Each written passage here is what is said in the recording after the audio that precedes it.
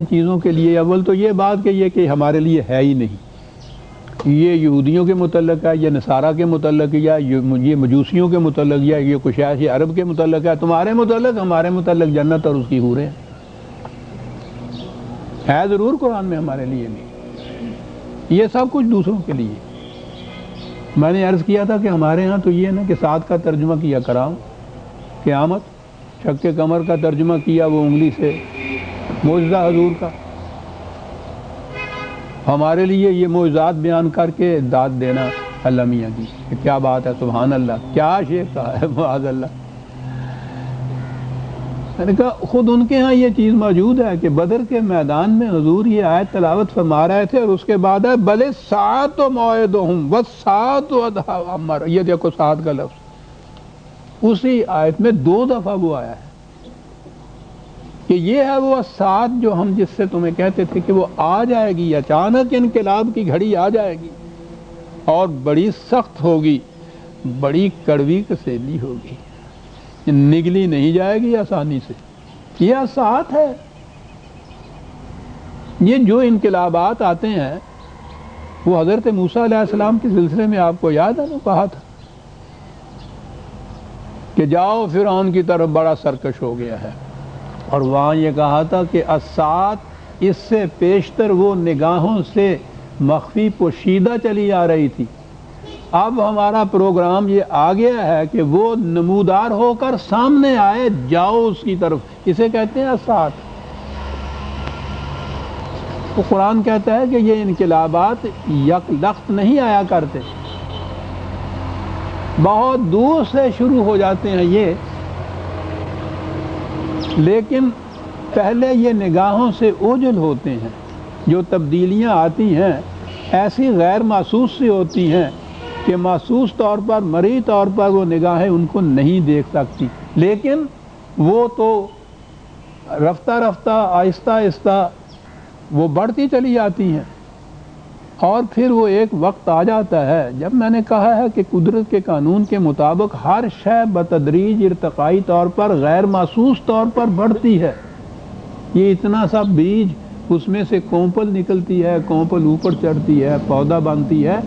دن رات اس کے پاس بیٹھے رہیے، کبھی آپ کی نگاہیں اس چیز کو محسوس نہیں کر سکے گی کہ یہ بڑھ رہا ہے، نشو و نما اس میں آ رہی ہے، تاکہ اس میں پھر پھول آ جائیں گے، پھول کے بعد پھل آ جائے گا، اور پھل پھر آہستہ آہستہ بڑا ہوگا، پھر وہ پکنا شروع ہو جائے گا، دوربین لے کے بیٹھے رہیے، اس کے بعد خوردبین لے کے بیٹھے رہیے، مجال محسوس ہو جائے گا کیا ہو رہا ہے۔ یہ ہے وہ ساتھ جو آ رہی ہوتی ہے، محسوس طور پر تمہیں دکھائی نہیں دیتی، لیکن مالی کی نگاہ تو دیکھ لیتی ہے روز۔ وہ کہتا ہے کہ جب پھر وہ نمودار ہو کے سامنے تمہارے آ جاتی ہے، تم اس وقت اس کو دیکھتے ہو۔ بل الساعۃ موعدہم والساعۃ ادھیٰ وامر، موعدہم یہ یوں ہی نہیں آ گئی، اس کے متعلق ان سے کہا جاتا تھا کہ یہ تباہی آئے گی، آ رہی ہے، چلی آ رہی ہے، اس کو تو صرف بے نقاب ہونا ہے ایک وقت میں، کہیں باہر سے نہیں آنا اس کو۔ اور پھر ان المجرمین فی ضلال وسعور، آگے یہ سب چیز اب ان کی اس ساتھ میں، اس انقلاب کے لیے یہ مجرمین، یہاں پھر وہی لفظ آ گیا مجرمین، سب سے بڑا تباہی کا موجب جو ہوتا ہے وہ جرم ہے۔ ہمارے یہاں تو جرم کرائم کو صرف کہتے ہیں نا، میں نے عرض کیا تھا نا کہ عربی زبان میں عربوں کے ہاں کسی دوسرے کے درخت کا پھل کاٹ کے لے جانا یا بھیڑ کی اون مونڈ کر اپنے ہاں لے جانا، اسے جرم کہتے تھے۔ جرم تو ہے ہی ایک دوسرے کے پھل کو کاٹ کے لے جانا،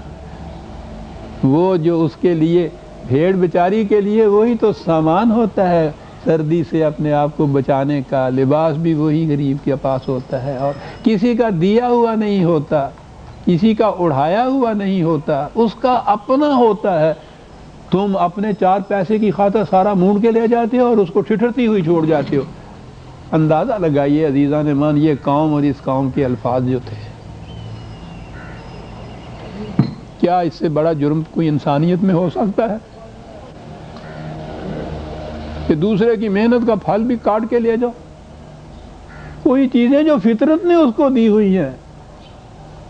وہ بھی چھین کے لے جاؤ اور اس کو برہنہ کر جاؤ اور ننگا چھوڑ جاؤ، جرم۔ ان المجرمین فی ضلال وسعر، یہ تھے مجرم، آج دیکھو کہ کس قدر یہ مصیبت میں ہے، تباہی میں ہے، عذاب میں ہے۔ وہ جب ہم لفظ ہوتے ہیں نا عذاب بولتے ہیں تو جھٹ سے ہمارے ہاں وہ قیامت کا جو دوزخ ہے نا اس کے شعلے آتے ہیں، یہاں کچھ نہیں ہوتا۔ تباہی ترجمہ کرو تو کہتے ہیں نئی بات ہے یہ، اس لیے کہ پھر تو اپنے آپ کو مبتلا عذاب سمجھنا پڑے گا نا، تو معاذ اللہ ہم اس کے محبوب کی امت عذاب، وہ تو غیر المغضوب علیہم ولا الضالین کا ترجمہ چلا آ رہا ہے ایسا، مغضوب علیہ یہودی، میں نے ابھی عرض کیا جن کے ہاتھوں 1 ارب مسلمانوں کی یہ حالت ہو رہی، مغضوب علیہ آج بھی یہودی، ضالین عیسائی، آپ ہم صراط مستقیم والے۔ صراط یہ سیدھا راستہ تو ہے، ان کا نہیں ہے انعمت علیہم، مغضوب علیہ و ضالین کا راستہ چل تو رہے ہیں سیدھے ہی ہم ان کے اوپر، بس اتنا سا ہی فرق ہے۔ یوم یسحبون فی النار علی وجوہہم ذوقوا مس سقر، پھر وہی آگ اور اس کا عذاب اور وہ جہنم قیامت کا۔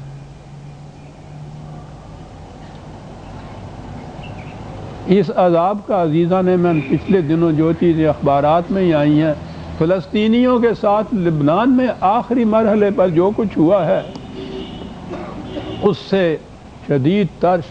عذاب کی کوئی شکل اور ہو سکتی ہے۔ کہا گھسیٹے جائیں گے یہ اس عذاب کے اندر، آگ کے اندر، یہ کہا جائے گا کہ ہم تم کو کہتے چلے آ رہے تھے اتنے عرصے سے، تم اسے جھوٹا سمجھ رہے تھے، بار بار تمہیں وارن کیا جا رہا تھا دلائل و بصیرت سے، شواہد سے، ثبوت سے، لیکن تمہارے کان پہ جوں نہیں رینگتی تھی۔ آپ دیکھ لیجیے ذوقوا مس سقر۔ اب سوال یہ پیدا ہوا کہ یہ اتنے عرصے سے جو ہم یہ کچھ کر رہے تھے، 13 سال نبی اکرم صلی اللہ علیہ وسلم مکے میں بھی ان کو وارننگ دے رہے تھے، آخر میں جا کے مدینے کی پہلی دوسری سال میں جا کے یہ نمودار ہوئی ہے نا ساتھ، تو یہ پہلے ہی دن کیوں نہ ہو گیا، شروع میں کیوں نہ ہو گیا؟ کیا بات، انا کل شیء خلقناہ بقدر، یہ اس لیے ایسے نہیں ہوا کہ ہم نے ہر چیز کے لیے ایک پیمانہ بنا رکھا ہے، ایک قانون بنا رکھا ہے۔ بیج کے پھل تک جانے کے لیے اس کو قدر کہتے ہیں، اسی کو تقدیر کہتے ہیں۔ بیج کی یہ تقدیر ہے جس میں سے وہ گزر کر پھل تک پہنچتا ہے،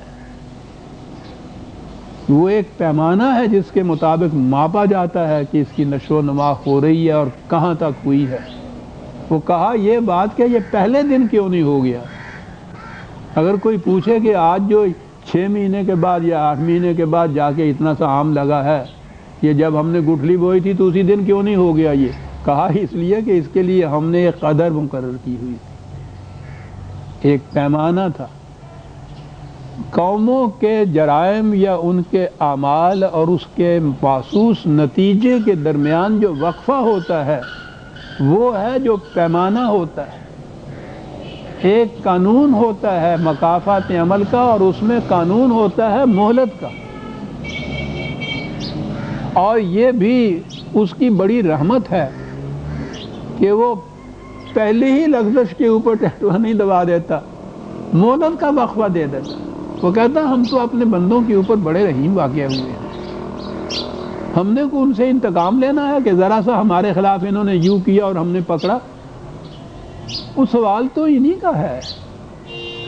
تو اس لیے ان کو یہ وارننگ دی جاتی ہے اور مہلت دی جاتی ہے۔ اور 2 چیزیں قوموں کی تباہی اور اس وارننگ کے سلسلے میں یاد رکھیے، قرآن نے متعدد مقام پہ اور 2-3 جگہ تو نمایاں الفاظ میں یہ کہا ہے کہ 2 شرطیں ہوتی ہیں۔ پہلی چیز یہ کہ ان تک یہ بات پہنچانے والا کوئی ہو یا بات پہنچ گئی ہو، کہ ان کا نظام غلط ہے، تباہ کن ہے۔